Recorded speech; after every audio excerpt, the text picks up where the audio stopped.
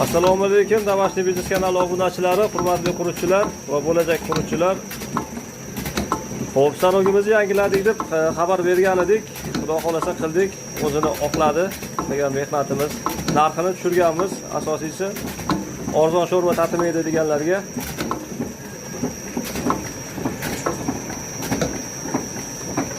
Xudo xolasa ishlashi yaxshi. Bu yerda hozir qaynatilgan chakkidan qurib qildik. Ozgina bo'shroq ekan, lekin yaxshi chiqishi zo'r.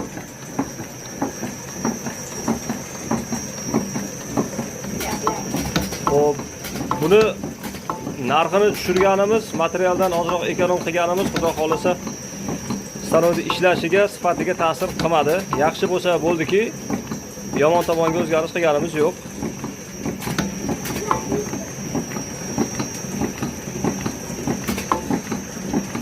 Endi akamiz o'zining sharoitini qilib